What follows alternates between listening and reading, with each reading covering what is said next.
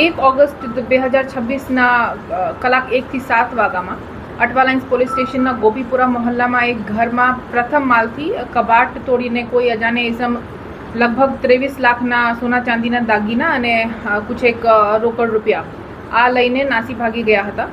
તો એમની જાણ થતાં જ અટવા લાઇન્સ પોલીસ સ્ટેશનના બધી ટીમો એક્ટિવ થઈ ગઈ, જેમને લીડ એમના ડી સ્ટાફ પીએસઆઈ મહિડા કરી રહ્યા હતા.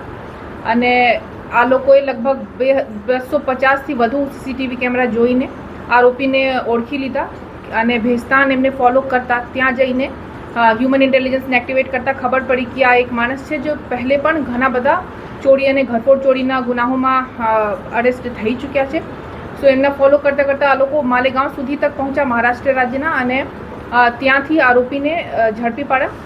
અને આ લઈને અહીંયા આવ્યા તો ખબર પડી કે મુદ્દામાં લઈને આરોપી ગયા નહીં હતા અને અહીંયા જ ગાંધીબાગ પાસે ઝાડીઓમાં પાઈના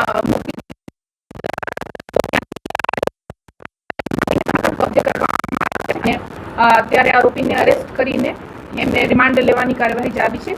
અને અમારી કોશિશ આ પણ છે કે જલ્દી સે જલ્દી કોર્ટમાંથી પ્રોસિજર પૂરી કરી તેરા તુજકો અર્પણ અંતર્ગત ફરિયાદીને બધા મુદ્દામાલ પરત આપી શકીએ. મુખ્ય કામ ધંધો શું કરે? હા, આરોપીના નામ અબ્દુલ રહેમાન શેખ છે. એમની ઉંમર લગભગ 24-25 વર્ષની છે અને ધંધા છૂટક મજૂરી કરતા હતા. બટ એમના ઉપર 2019થી 26 સુધીમાં 12 ટોટલ સુરત શહેરના અલગ અલગ પોલીસ સ્ટેશનમાં ગુના દાખલ છે, જેમને કે ચોરી અને જીપીએફ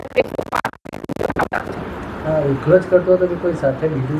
આ તપાસ અત્યારે જારી છે. આ ઘરફોડ ચોરીમાં તો આ એક જ સામેલ છે, બટ પહેલાંની ગુનાઓમાં કોઈ સાથે સંડોવાયેલ છે અને જે વેપારીઓને આ મુદ્દામાલ વેચવા જતા હતા એમની પણ તપાસ અત્યારે જારી છે.